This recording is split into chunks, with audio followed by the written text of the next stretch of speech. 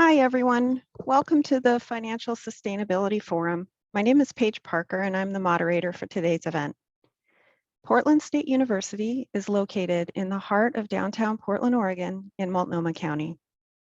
It's important that we honor the Indigenous people whose traditional and ancestral homelands we stand on: the Multnomah, Cathlamet, Clackamas, Tumwater, Watala bands of the Chinook, the Tualatin Kalapuya, and many other Indigenous nations of the Columbia River. We must acknowledge the ancestors of this place and recognize that we are here because of the sacrifices forced upon them. In remembering these communities, we honor their legacy, their lives, and their descendants. We're here today to talk about Portland State's plans for a financially sustainable future.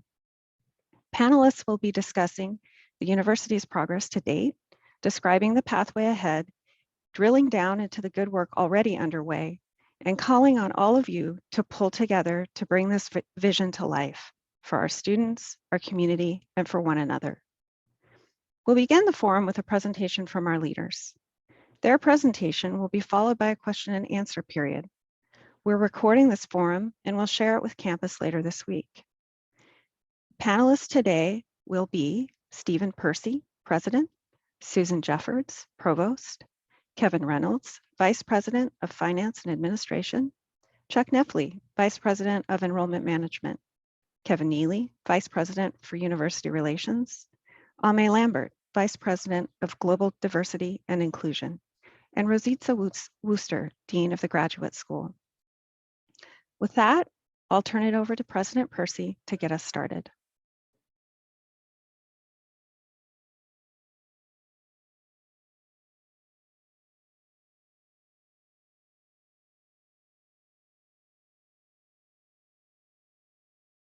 Of course, I forgot to be unmuted for the 99th time in 2 years.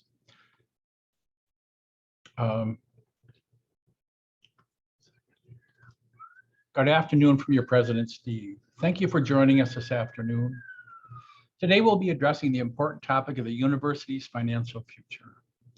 To be sure, we've had a lot of serious talks as a university over the last 2 years through the pandemic and associated challenges we've faced.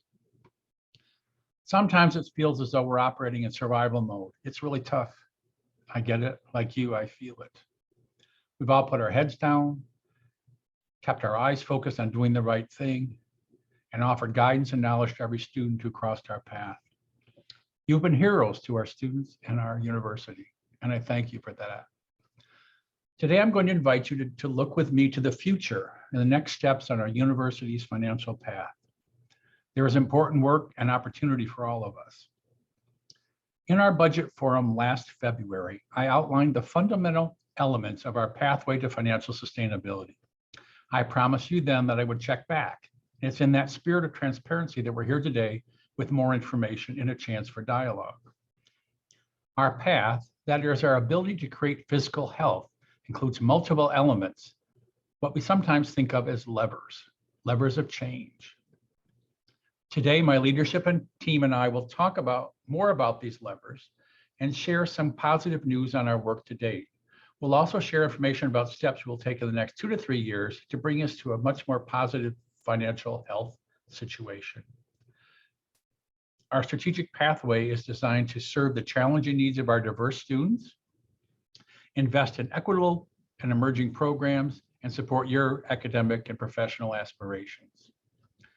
As we start this forum today, let me again identify the levers of change to reach financial health as we move away from the pattern of our current budget reductions and scarcity. These levers include: 1, active and persistent attention to achieving our enrollment goals, that is expanding enrollment of new undergraduate and graduate students. 2, the pursuit of additional state funding and the consideration of other options for external support, including, but certainly not limited to, philanthropy. 3, attainment of student persistence, a core part of our student success work that anticipates enrollment growth in returning students. 4th, examination of our operations to maximize the use of resources, reduce expenditures, and identify new practices that allow us to make our processes and our impact more efficient. 5, strategic investments to speed up hiring in fields of rapidly expanding demand and to move forward more rapidly than we otherwise might and moving us to a financial healthy position. And finally, 6, cautious use of reserves to plug revenue gaps as we calibrate our financial footing. We're a year into the work now. We're sticking with the plan and we're building upon it.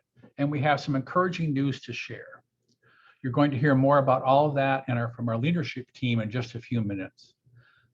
But before you do, I just want you to know that I have seen your leadership and contributions throughout the campus in all offices and units, all kinds of personnel working to support our students and our campus through the pandemic and into a stronger place for our future. You have moved our university forward and pulled the full weight and force of your belief in the power of education to work for our students and their social mobility. With that context, and indeed vision of a brighter fiscal future, I'll turn it over to Kevin Reynolds to share our progress and how we'll build upon it in the next budget cycle. Kevin, I turn it over to you. Great, thanks very much, President Percy. If I could have the next slide, please, I would be grateful. So, as the President said, a couple of things I want to update you on to start off with. And one is that our outlook has improved a little since we met last year. And the biggest reason it has improved is an increase in our state funds in the current year. And the reason for that is we were successful at negotiating a change in the allocation formula, which breaks the money out that's given to the 7 Oregon public universities. And we managed to argue for a larger allocation to Portland State University based on our mission. So that actually does give us more money on a recurring basis. And that provides a new base as we look forward. So I think that's the biggest change in terms of our revenue outlook. That is actually the second change in the funding formula we've achieved over the last 7 or 8 years. And I'll show you the impact of change in our allocation from the state in a few slides. The other improvement in our revenue is a result of, we saw an increase in the number of new, can I go back one slide, please? Thanks. We saw an increase in the number of new students this year in the fall enrollment relative to prior years where we had seen year-over-year decreases in new students. So we'll see the impact of that as we look at our revenue outlook going forwards. On the cost side, we've had several years, as you know, of budget reductions. We've actually reduced people's budgets multiple years in a row, and that's resulted in reductions in expenditures. And now we actually have a lower headcount. That's unfortunate, but it does mean that when we do our forecast forward, we're looking at inflationary costs from a lower base. So, but I think one of the challenges we'll see going forwards is inflation. As I think everyone now knows, it's much higher than we've seen in recent history, and that will provide a challenge as we look at our improved revenue outlook. Next slide, please. So I won't read all of these out, but essentially what we're laying out today, and for those of you who have heard me talk at different forums over the last few months, I do apologize for the repetition, but we are laying out what we call an enrollment goal-based pathway to financial stability. And the sort of really key component of that is this second bullet here. What does the world look like if the university meets all of its goals around new student enrollment and increases to student retention? And by retention, we mean persistence to graduation at Portland State University. So if we do that, what does our future look like? And in order to do that, we've made some reasonable expectations about increases in our allocation in the subsequent years from the state. We've assumed that we need to start to increase budgets modestly in order to ensure that we can be successful in those endeavors, and as the President's laid out, to make some one-time investments. We know we can't make these progresses forward on the backs of student tuition increases, so our goal forward is to keep tuition increases at or below inflation. And I'll touch upon some of the other components here as I go through my presentation. This isn't a forecast. It is a question about what is our pathway to sustainability if we meet our enrollment goals, and how do we allocate our resources to ensure we can reach those goals. This pathway carries a risk with it. And the risk is that we don't meet the increased general fund revenue growth I'll show you in a few minutes. And that, or that we cannot contain costs, which I'll also show you in a few minutes. If in both of those cases, we will have to utilize larger amounts of our reserves, and then we'll anticipate larger cuts in the out years. But hopefully that it doesn't occur if we are successful at our pathway. Next slide, please.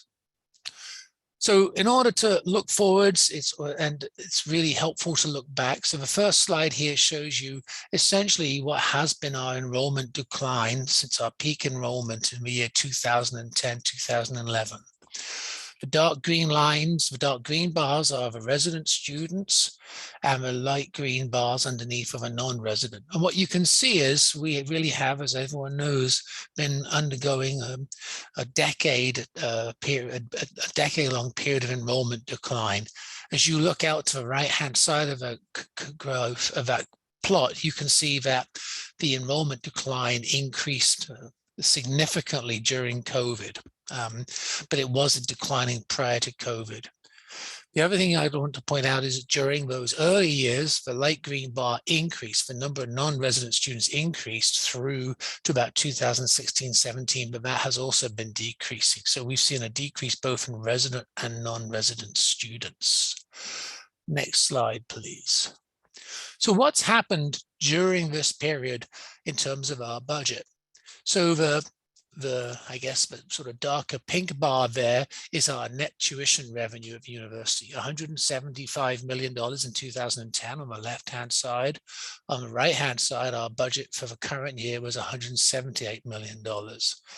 So essentially over this period of time, no real change in our net tuition revenue, despite 10 years of inflationary costs. So how have we managed to operate the university? In a few minutes, I'll show you that our actual expenditures have gone up during this time. You can see that our state support, which dropped in the Great Recession to $56 million in 2011, 2012, we budgeted this year $111 million. That number is coming in a little higher. And that is essentially the reason we've been able to increase expenditures over this period of declining enrollment. But the key information to see here is from 2019-20 on, the last 2 years, our actual general fund revenue has decreased, right? So that is a reversal of years of increases. So that's something to remember as we look forward. Okay, next slide, please. So during this time, our revenue has increased, so have our expenses. And so again, if you look at this plot here, you can see essentially an increase over this entire time to a budget where our general fund expenditures are in excess of $300 million. The dark blue bar shown there is essentially salaries and wages, increased by about $48 million over this period of time. The light blue bars, or the lighter blue bar, is other payroll expenses, increased by more than 42%, and that's driven predominantly by increases in retirement costs and healthcare costs for our employees. And the top bar shown there is essentially service and supplies. And so we have kept that essentially flat over 10 years. We have seen increases in our compensation costs at the university and managed to contain, despite inflationary pressures, how much we spend on services and supplies. I want to point out that during this time, we've seen some shifts in where we have employees, but the overall employee FTE has not significantly changed during this period of enrollment decline. Again, that's an aggregate, not at an individual department or division level. Next slide, please. So I've shown this plot a number of times. It really summarizes, I think, the data I've shown you before. The red line, again, this is a look back, and we're going to build from this in a minute for a look forward. The red line is our general fund revenue, which you can see increasing from 2012 up to 2019, and then the 3 years now as we see that declining. The blue line is our expenditures. So a couple of things I want to point out there, as many people know, our expenditures have grown essentially along with our revenue from 2015 to about 2019. Expenditures were less than revenue. It wasn't because we didn't forecast our revenue accurately. Essentially, divisions didn't spend all of their budget. So the black numbers above that show you essentially how we've managed to build reserves during that period of time. Building reserves is useful because we anticipate a period of time going forward where we will need to use reserves, which the president laid out at the beginning of the forum. Look a little bit to the left of that plot, 2012 to 2014. You can see in that period of time, we didn't have a balanced budget. Expenses exceeded revenue, and the red numbers there show how we actually depleted our reserves during that time. So this is quite typical for an institution of higher education. It's cyclical. Sometimes you build reserves, sometimes you spend those reserves down, and that's what we anticipate going forwards. The key though here is in 2020, we forecast that we would see essentially a general fund revenue decline, and that's what we have seen. And we talked about the need to bend that cost curve for at least for several years. And again, you can see through to our forecast actuals for this year, that's what's happened. Okay, next slide, please. So enough looking back, let's look forward. What do we anticipate will happen in the next 5 years? So again, we've made an enrollment forecast here, a base forecast of what we call a goal forecast. Again, I'll show you in a few minutes a plot which uses the historical FTE, student FTE enrollments, but going backwards. And then we've made a base forecast going forwards. And you can see the assumptions there, but it's essentially what if we were to see a continuation of the student enrollment we saw this year, new student enrollment. What if we did not make progress on any further progress on our retention goals? But included in that base forecast, some of the slight increases or improvements we're seeing in graduate student enrollment. And then we've made a goal forecast. And the question there is, what does the world look like if we meet all of the new student enrollment targets that Chuck Netley will talk about and Rosita will talk about in a minute? And if we overlay on top of that, what will the world look like for us if we are able to reach all of our retention and graduation rates set in our students' goals first and metrics? So what does the world look like if we're successful at what we've set out for ourselves? So we'll move on to the next slide and look at that in a plot. So the dark green line on the left shows you essentially that enrollment decline I've talked about. Now it's just focused on 2015-16 through to the current year. The black line shown there is essentially after the decline continues, not as steeply as in the last few years, based on COVID. That was our forecast from last March.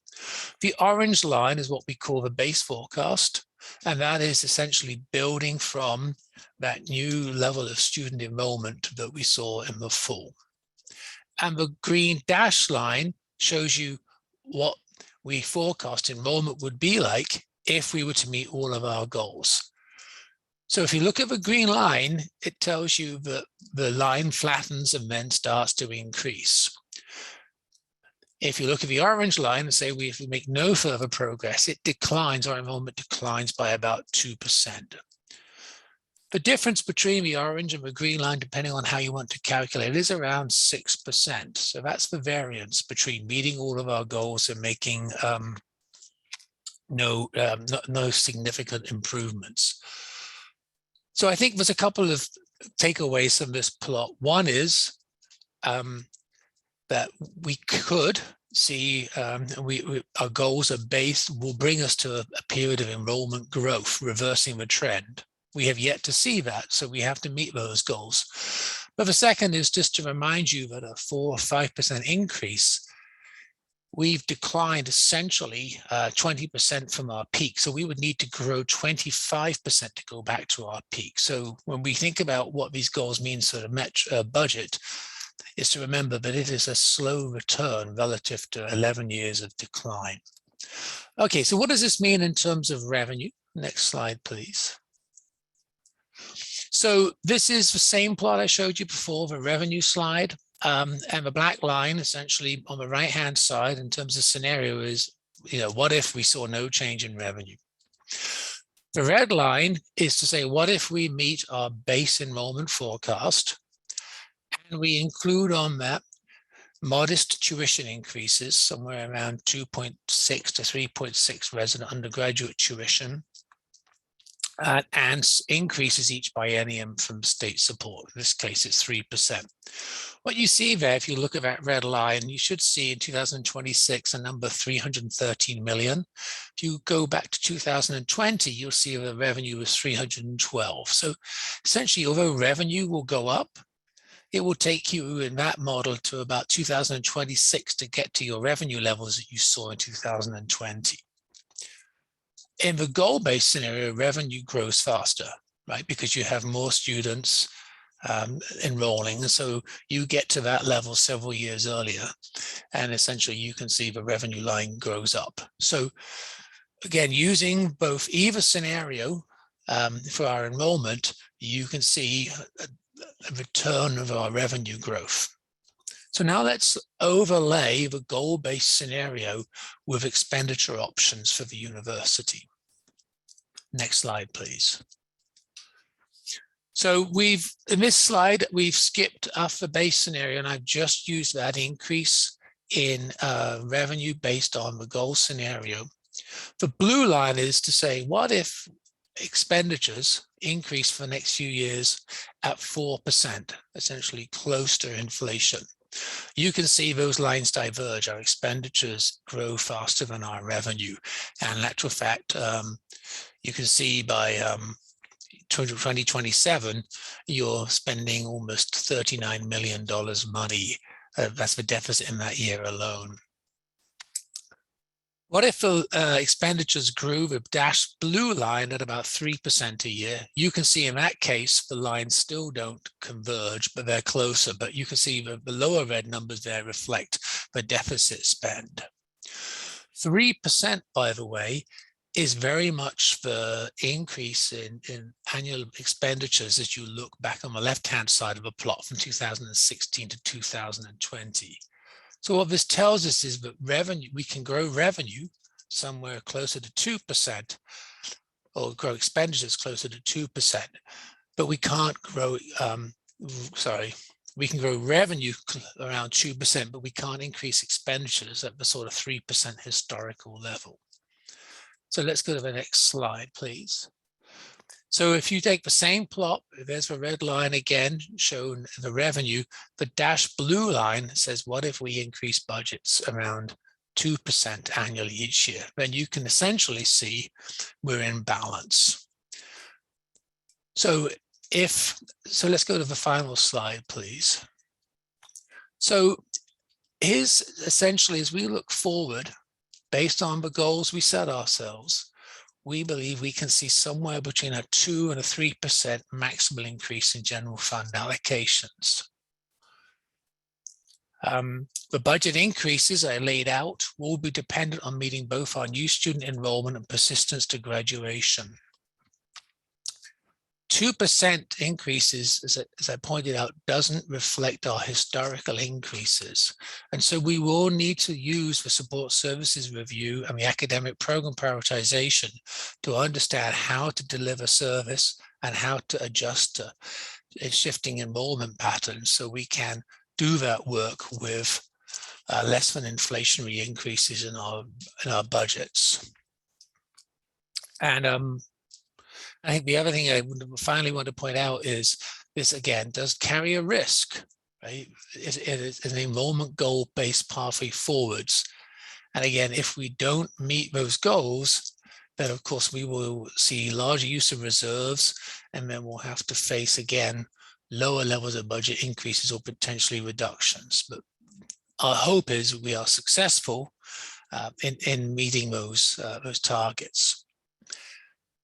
Okay, thank you very much. And I think we're now handing over to Paige.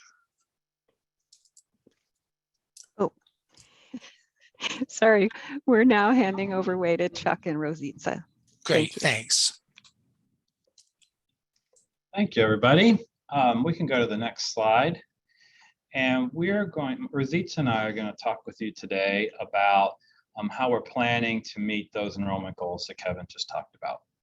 So next slide. In the 2019-2020 academic year, the university created its first undergraduate strategic enrollment plan.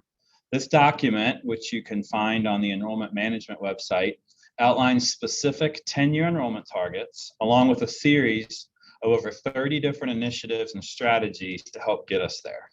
In a minute, I'm going to talk to you about some of them, as well as a few new ideas that we've implemented since the plan was published. Next slide.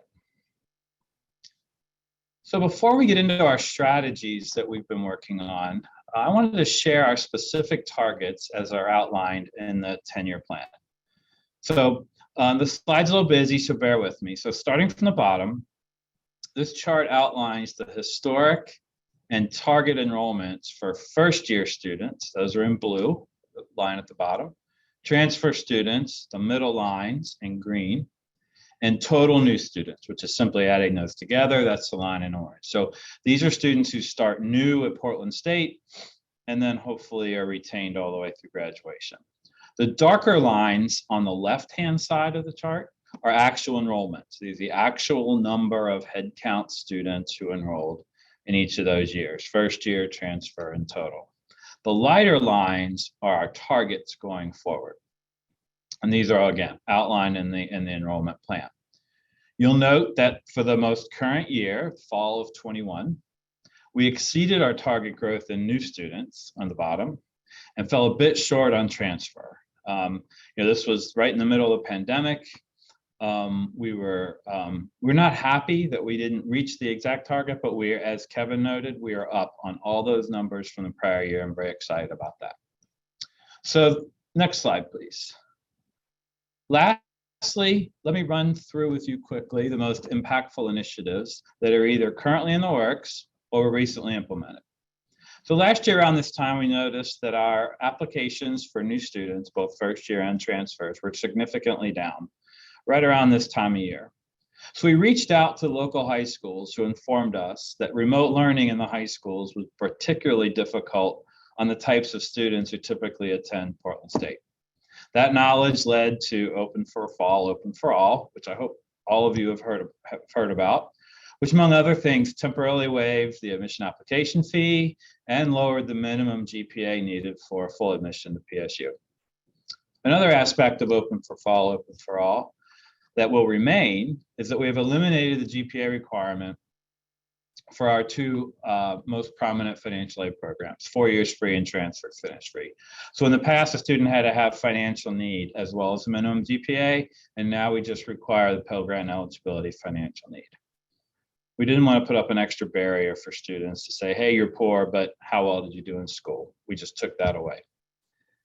Then in an effort to make transferring to PSU as affordable as possible, we created scholarships for transfer students who are members of the Phi Theta Kappa Honor Society at their community college. We also now offer a bookstore credit for students who participated in senior inquiry and also enrolled at Portland State.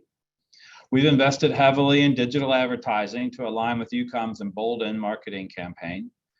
We recently announced, I hope you saw it, that students in the contiguous Washington State counties can attend PSU full-time at a greatly discounted rate. We always had the discount, but we limited it to only 8 hours. And now students can take full advantage of that. And that really helps with our recruitment efforts in that area.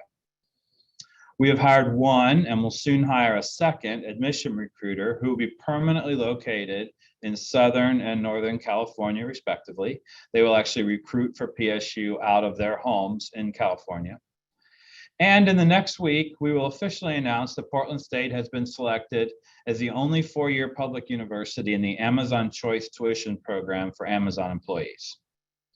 And lastly, if any of you have yourself applied or have students who applied, we fully implemented the Common App for students who are applying to Portland State.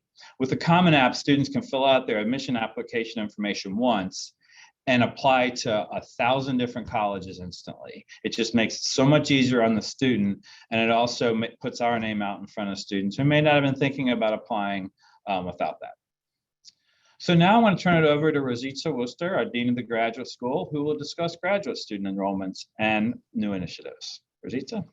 Thank you, Chuck. I am happy to report that from the graduate school that graduate student enrollment has been strong in 2021. As you can see in the top graphic, our fall admissions funnel for 2021 showed a 14% increase over 2020. Most importantly, though, is that this increase is the highest we have seen in the last 5 years. And then when we look at the bottom graphic, which shows both new enrollment and continuing students, we also see that 2021 is turning a corner with a 2.4% increase over 2020 and also an increase over 2019. Next slide, please. Looking forward to fall 2022, what we are currently observing is that we have the largest applicant pool in the last 5 years, up 2% from fall 2021. And also we're seeing a 28% increase over last year's admitted students in that term, fall 2022. May is the month when we open enrollment for fall 2022, so we still don't have the metrics on enrollment, but we will be reporting and updating those in that month. So looking toward the strategies we have employed to increase enrollment, they're both in terms of revisions of historical policies that increase access and equity, or that are also in terms of process. We have started a program using graduate student ambassadors to be the essentially formal face to our students when we're interacting with prospective students. And I'm excited to say that we have a new information playlist on students on YouTube, showing students various aspects of the application process, as well as virtual Q&A sessions for incoming and prospective students. We're also planning to launch a virtual front desk to also increase access. So with this, I will hand it over to Susan. Susan? Thank you, Rosita. I appreciate it. I want to just talk a little bit about the overall approach that the Office of Academic Affairs has been taking towards achieving our financial sustainability goals. As I shared over a year ago, our approach is called Closing the Gap, where we have a number of approaches that we are working in collaboration with each other to achieve the overall financial sustainability goals that we have for OAA and for the university. Just to remind everyone, those components of closing the gap include stabilizing and where possible increasing enrollments. We have been making some targeted investments out of OAA to help with this effort. 2 examples include an investment we made in the Honors College that allowed for 245 new students to enroll in the fall of 2021. We also made an investment in the School of Business that enabled them to open a new program in business technology and analytics that has yielded now 193 new majors in that area. We also are working very hard with Kevin Neely's team, with Kevin Reynolds' team, to support our efforts with continuing state advocacy to argue for increases in state investment. One of the places where we have a real opportunity to take advantage of those state investments is to realize gains that have been made in the changes to the state funding model, the SSCM, which tries to target to universities resources in relation to goals that the state has set for higher education. So to the extent that we can take advantage of and optimize achieving those goals, we can increase the portion of state funding that comes to PSU. I'm happy to say that Kevin Neely recently shared this funding model with the Faculty Senate Budget Committee, and the members of that committee have an opportunity to think about ways that we can continue to increase and optimize our ability to take advantage of that funding formula. As I mentioned initially, we also have put in place a retirement transition program. I remain grateful to the faculty unions for collaborating with us in putting this program forward. In the past year, 20 faculty members participated in this program, in which we provided some support for them as they transitioned into retirement. We are actively engaged in conversations with the faculty union about continuing this program for the coming year, and I appreciate their continued partnership and collaboration in this. We also committed to using attrition and vacancies strategically as part of closing the gap. And I am pleased to share with all of you today that an issue that has persistently been raised in questioning our approach on attrition and vacancies is now being adopted in our IPEB conversations and budget planning going forward. So for the coming year, we're going to begin budgeting for vacancy and salary savings rather than budgeting on the assumption that all positions will be filled. This is a change in strategy, and I am very appreciative to Vice Provost Amy Mulcairn for leading our efforts to change this approach. OAA, as I shared with you before, is also actively participating in the support services review, about which you will hear a bit more later in this webinar. And of course, as you all know, and as I have been sharing, we are actively engaged in the program review and reduction process. And we will talk about that and our progress on that a little bit later, but I encourage anyone who would like information about this process to please look on the OAA website, where we have full information about our efforts in program review and reduction. I also shared at the beginning of this process that one component of closing the gap is to invest in faculty and staff in being able to bring forward ideas for transformation and opportunities to think about how to adapt our work so that we can achieve financial sustainability. I'm really pleased to share with all of you that we funded 33 proposals out of the Reimagine initiative. I'm particularly pleased that a significant number of those proposals was to ask for support in the areas of racial equity and justice. I'm very grateful to Vice Provost Carlos Crespo for agreeing to bring together the individuals who put forward those proposals so that they could explore opportunities for collaboration as we work collectively to achieve the institution's goals for racial equity and justice. Next slide, please. One of the most critical components of our efforts to achieve financial sustainability, as Kevin Reynolds laid out, is to continue our efforts in student success. The principal venue through which we are committing to our student success efforts in OAA is the Students First initiative. And that initiative has engaged in a broad set of initiatives to forward our student success goals, but I want to mention just a few today. One of those is the Summer Bridge program, which came about in partnership with our Open for Fall, Open for All program, where again, as Chuck Nepfley explained earlier, we were recognizing that students from Oregon high schools often were not able to achieve the full academic goals that they had hoped from their high school education as a result of the pandemic.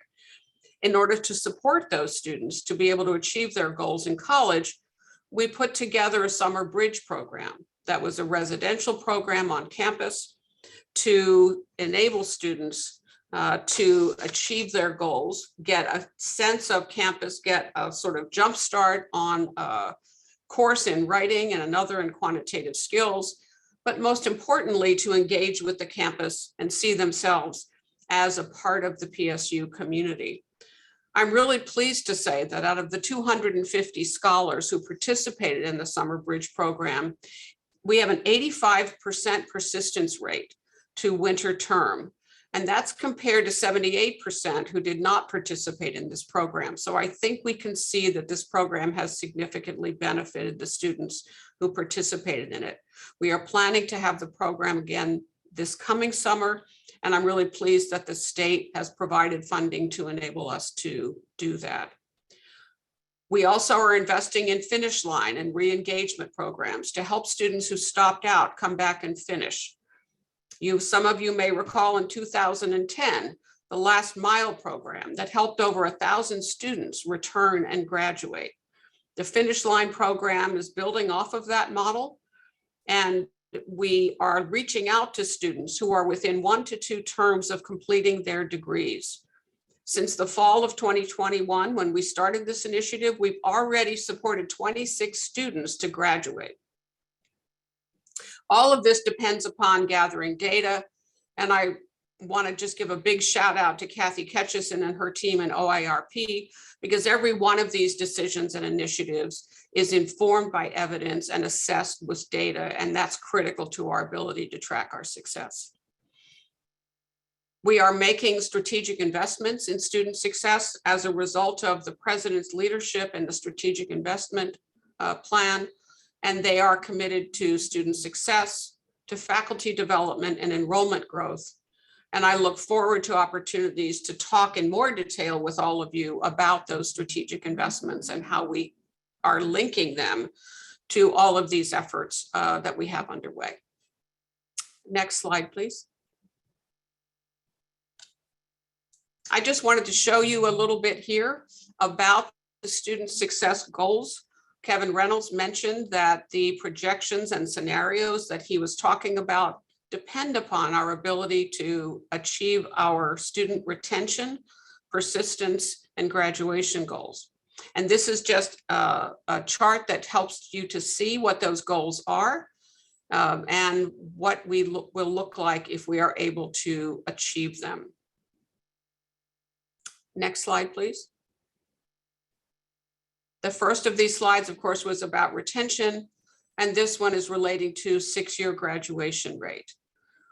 We are very, very pleased to see the increases, the continuing increases in recent years in the 6-year graduation rate, so that we are over 50% now for students who are first time at PSU, first-time freshmen in completing in 6 years. But I believe that we can achieve more and that we will be able, through all of our collective efforts, to really increase those graduation rates and support our students to achieving their goals. The next slide, please. I'm going to turn this over now to Vice President Ame Lambert, who is going to talk about initiatives in her office. Thank you so much, Provost Jeffords. As we work on student success initiatives, we are incredibly mindful of the fact that normative practices might not work very well for minoritized students or might not work at all for minoritized students. So we are intentionally focusing on the needs, on the lenses of minoritized students as we do the work. Next slides, please. One of the ways that we are doing this is by expanding programs that work. About 15% of BIPOC students at PSU are in high-touch programs in academic and administrative units across campus. And thanks to the leadership of President Percy and the strategic investment process, we're able to expand multicultural retention services. Looking at some of the data on retention for multicultural retention services, you see that last year, even with the impact of the pandemic, which had an impact, it had a negative impact, those numbers were really strong. And before the pandemic, the numbers were even stronger. So this is a great place to invest because we know that it works. Next slide, please. And in addition to strengthening and expanding programs that we know work, we also are investing in programs that the data and best practices and student voices tell us are needed. And so high impact practices, culturally relevant high impact practices, adding some programming in the second year so that students are able to continue to persist through the institution, adding specific and additional supports for men of color who face unique barriers in higher education, and then conversations that Provost Jeffords and now Jean Sandin have been leading about career readiness across the curriculum, career readiness across campus. And Provost Jeffords has also spoken to the Reimagine grants and how that is advancing racial justice on campus. As you all know, we launched our 3-year Time to Act plan in November, and we are supporting the plan with an implementation plan. It's called Time to Act because we want to make sure that this is a plan that is implemented. And of the 38 action items in year 1, 34 of them are currently underway. And so we're excited about that. And we look forward to giving you a fuller update at the end of the year, because the work that happens through Time to Act supports the infrastructure for the success of our students and our colleagues. And we're also addressing long-term needs, including a partnership with the Institute for Tribal Government to undergo a 6-month capacity building process that will result in the establishment of a tribal relations office. Barbara Tint and external stakeholders are supporting the development of an alternative resolution process on campus. And we are increasing our supports for new minoritized faculty and staff. And with that, I will turn it back to Provost Jeffords. Thank you, Vice President Lambert. So going forward, we wanted to talk just a little bit about next steps. I wanted to make sure that you all are aware that we continue to move forward with the program review and reduction process. We are completing phase 2 this spring and moving towards phase 3 of that process, which we will see implemented next year. I hope that many of you have had an opportunity to continue to see the information on which we are basing these conversations, as well as the processes that we are undertaking. We are deeply committed to transparency and information sharing in these processes, and I remain grateful to the Faculty Senate for their leadership and to the Africa Committee for their wisdom and advice on policies and processes as we move forward. So I think that we can anticipate next year to begin to see some of the impacts of these conversations as we think collectively towards achieving our financial sustainability goals. We also are moving forward with the Reimagine projects. We will begin to see some of the outcomes of these projects as people across the campus are moving forward with the projects that they have undertaken. And I think, again, next year, we will begin to see some of the implementation and impacts of the great work that has gone into the Reimagine projects.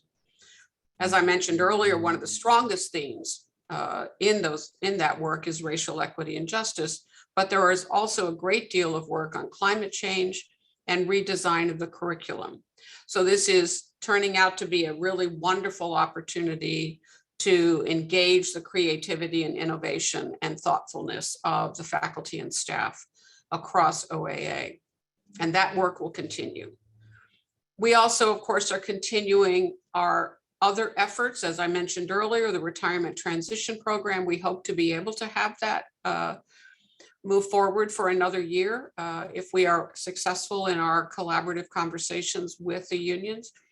So much of the work that we mentioned earlier as part of the Closing the Gap strategy, we have achieved a great deal in the last year, but we are still in the process of that work, and we will begin to see some of the financial impacts as we move forward into the next year.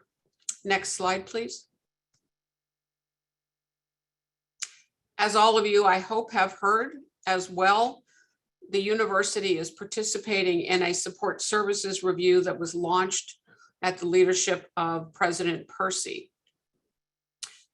We are doing this obviously as an opportunity to look broadly across the institution about the ways in which we operate, so that we can step back and get some perspective on whether the ways in which we are organized, the ways in which we are structured, are able to support effectively the goals that we have for the university and the aspirations we have to achieve, not only for financial sustainability, but for the institution's quality and future and our ability to realize our goals on behalf of students.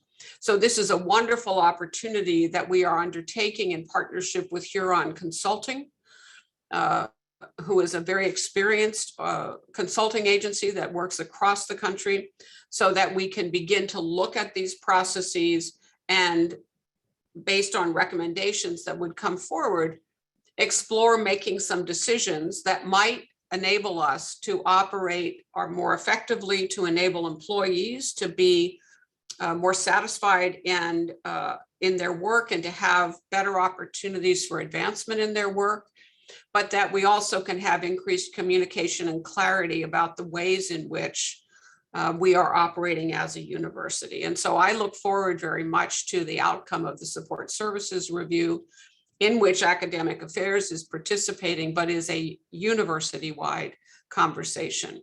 We will see some recommendations coming forward this spring. And then, as with the program review and reduction process, we would begin to see some real implementation potentially next year. Next slide, please. Dr. Lambert, this is now turns to you. Thank you, Provost Jeffords.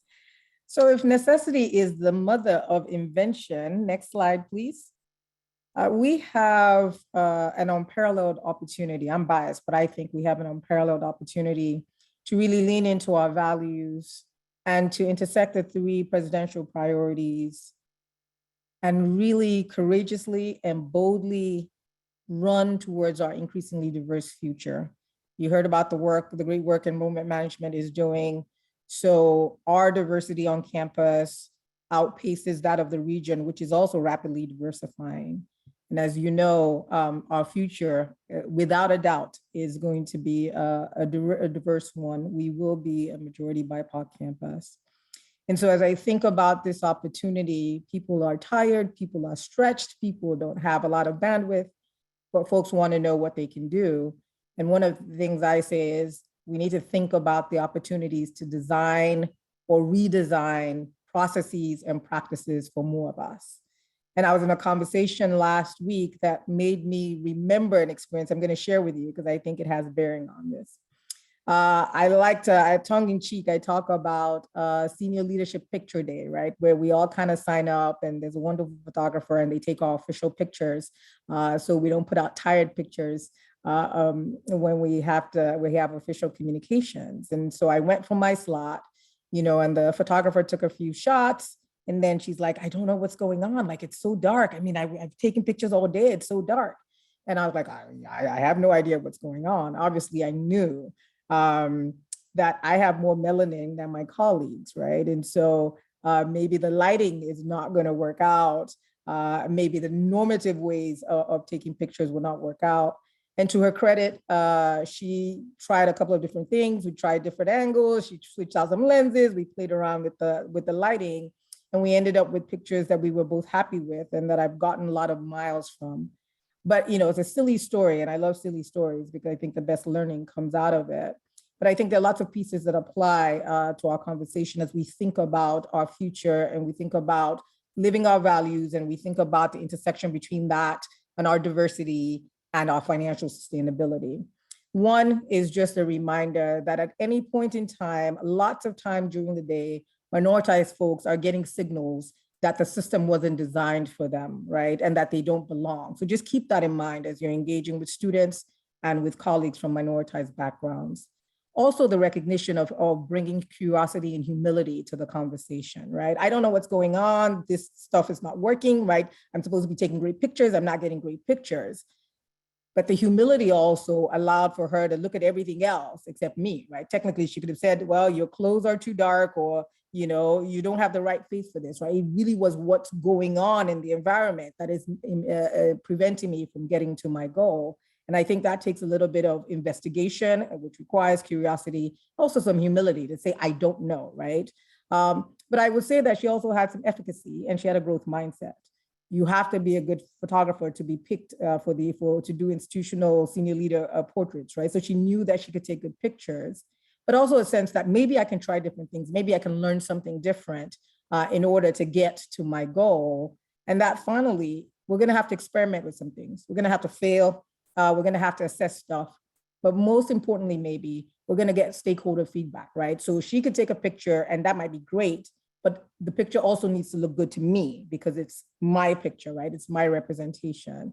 And so as people are busy trying to figure out how to engage, and you can pick anything, any practice, any policy in your area, and you can become a detective and you can intentionally think about how to design for more as we race towards our diverse future.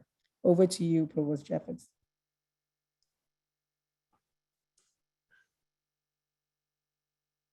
Well, I want first to acknowledge and honor the story that Vice President Lambert shared, because I think, as she indicated, it is a valuable insight into the future of our university and what we all need to do in order to achieve, support our students in achieving. I was riveted by a statement she made in passing, which is that PSU is becoming a majority BIPOC institution.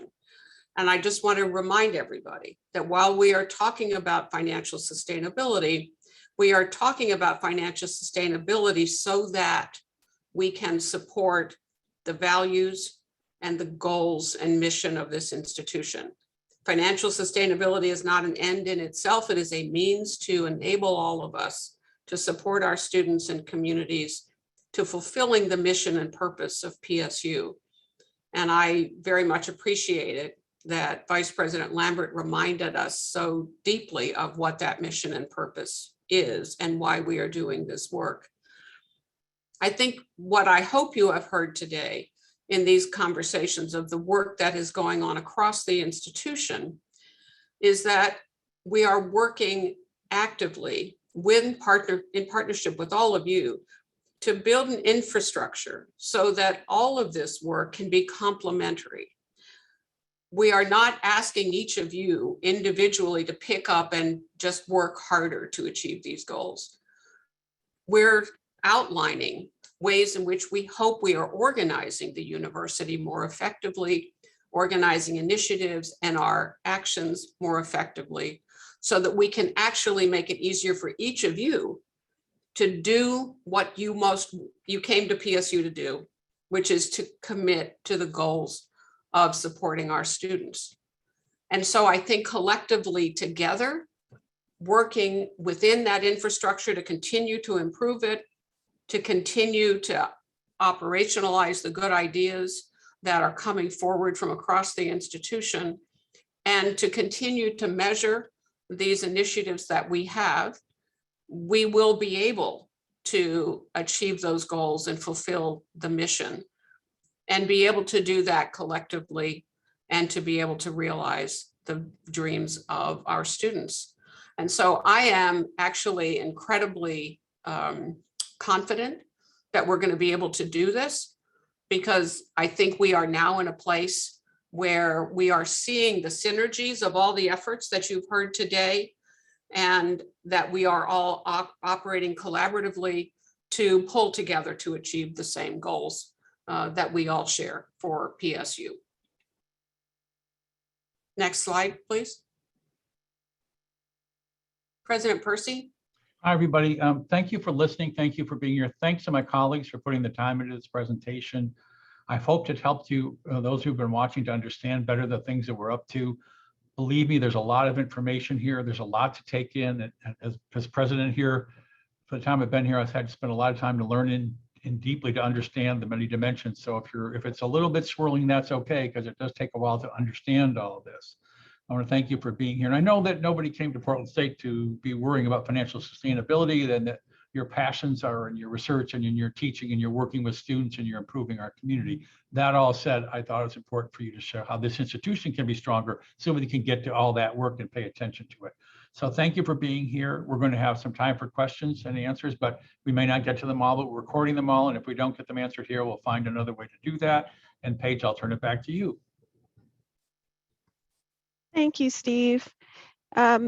Just wanted to say that we do have more communications about this topic planned over the next several weeks. We'll have another forum coming in May, and this will be posted online. A recording of this event will. So we'll have many more opportunities to learn and engage coming up. Right now, we want to answer as many of your questions as possible. Some folks who register for the Zoom webinar ask questions in advance, so we'll get started with a couple of those, and then we'll move to the live Q&A. So Kevin Reynolds, I'm going to start off with you. This came in through the registration. Do we have a specific path to stability for the next year, or are we bridging until we're stable in a few years? Well, thank you, Paige. I hope that that question was sent before the person who submitted the question saw the forum today, but I hope we have laid that out. We anticipate 2 or 3 years where we will be building budgets using our reserves as part of our operating budget, but as laid out today, we're expecting to see an increase in our general fund revenue based on our enrollment and our student retention targets. So it isn't bridging, but I hope you've seen today a specific plan for a pathway forward. Thanks, Kevin. You're Steve, welcome. I'll pose this next question to you, Steve. How can the campus move away from a scarcity mindset? Well, do I ever get that question? I felt that as a dean when I was here as dean. I felt that as president. I know all of you feel that. So it's a fantastic question, and clearly is undergirding all of our work here to develop this strategic plan forward is to get into a stable space where we will we will avoid the repetitive budget cutting, which sometimes happens in specific units and sometimes it happens across the campus. But this whole plan is designed to try to align our resources so that we can be stable. We won't have cuts, will not be part of our regular life, and we can work at growing things beyond that, which will be a real net growth in our resources and our ability to work. Thanks, Steve. Susan, how big a role do you see online education having in the next 10 years? How do online courses impact student retention? Well, I think that question is a very different one. I think that conversations about online were seen as more segmented from the rest of the institution prior to the pandemic. But what we've learned from our students during the pandemic is that they have come to value opportunities to participate in their education in multiple ways. So I think online as one mechanism for enabling students to connect to their education in multiple modalities, I think it will continue to be a growing part of the institution because that is what we're hearing from students. It also helps us in expanding some of our enrollment opportunities. As students who are not able to come and attend the university in person are able to attend and participate in an online format. So I do believe that online will continue to be a growing piece of the institution. And indeed, it is something in which the institution is investing through the strategic investment plan. Great. I do have one more question for you. Mm-hmm. Has the student experience been affected by budget cuts? Well, that's a great question. I think there are so many different components of how we would think about the student experience. And to ask whether they've been impacted negatively by budget cuts compared to the pandemic or the protests and racial unrest in the country is very difficult to tease out. If students are struggling with engagement and experiencing higher levels of anxiety and stress, I think we'd have a hard time figuring out which of that might be the result of budget cuts. I will say that in OAA, we are doing absolutely everything we can to ensure that students have access to courses they need in order to graduate. So in cases where we have courses that are highly enrolled, we're providing additional funds, as I mentioned earlier, in relation to the honors college.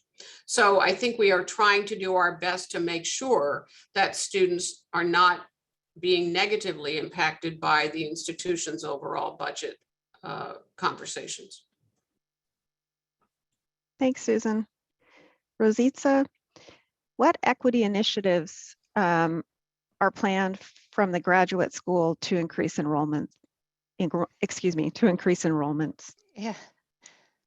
Thank you, Paige. I'm happy to answer this question. In fact, it's very meaningful in the context of what Vice President Lambert said, that this is an opportunity for us to design and redesign processes that work for all of us. I feel like this is what we have been engaged at the graduate school with for the last several years. We have looked at processes that we have inherited traditionally over decades, like, for example, the transcript policy. When students apply to the university, traditionally they had to submit official transcripts from every institution they ever attended. And when we looked at it from an equity lens, that was something that most often affected minoritized students, as well as students from low socioeconomic backgrounds. So we revised that transcript policy, and we are currently, the new policy is that you only have to submit a transcript from the institution that granted the minimum required degree for your acceptance. Peripheral transcripts do not need to be official. And interestingly, what that did was, I think it did contribute definitely to our increase in applications and our increase in enrollment, but it also contributed to the time it took to process admission decisions in the graduate school. So currently, we're actually looking at 200 more applications processed as opposed to this time last year. So it was good for our processes, but most importantly, it was good for the students we serve, providing them access. A second example I'd like to give is us working collaboratively with Graduate Council to pass through Faculty Senate a resolution recommending that programs do not use the graduate record exam. The GRE has been shown through research to be biased against women and minoritized students. And I think that is another factor that contributed to the increase in applications and enrollments. And finally, echoing what Provost Jeffords said about online education, at the graduate level, we have a lot more students who are parents, and what we have seen during the pandemic is the importance of flexibility. And having online offerings provides that flexibility, not only for students who are parents, students who have been forced to move out of Portland due to high housing costs and need to travel more. That provides access, and it's a more equitable process. So the graduate school has partnered with the Office of Academic Innovation to work to encourage graduate programs to look for where it's appropriate to put more courses and programs online. These are just some of the highlights. I have more. I'd be happy to answer further questions. Thank you. Chuck, we have a question that came through the live Q&A. It's about the Amazon Career Choice Program, and we have someone wondering, their FAQ page says that Amazon's FAQ page says that they cover bachelor's degrees and certificates. So does this include graduate certificates, and is there any potential for graduate degrees? I'm not aware of whether graduate certificates are included. And they haven't told us that. But I will say that in my discussions with them, there was nothing to indicate that Amazon is intending to expand Amazon Choice to graduate programs. And this, they've had Amazon Choice around for a while, and they recently launched this big overhaul of it, and it did not include the graduate degrees, so I would doubt that's in the future, but that's up to Amazon. Thanks, Chuck. Well, we're at time now. I just wanted to say thank you to all of our panelists, to everyone who came to this forum. Again, this won't be the last time you hear about this topic. It's incredibly complex, and we want to be sure that we're being transparent every step of the way. You'll find this on our YouTube account, and we'll share the link out to that soon after this program ends. So once again, thanks everybody for coming, and I very much appreciate your time. Bye.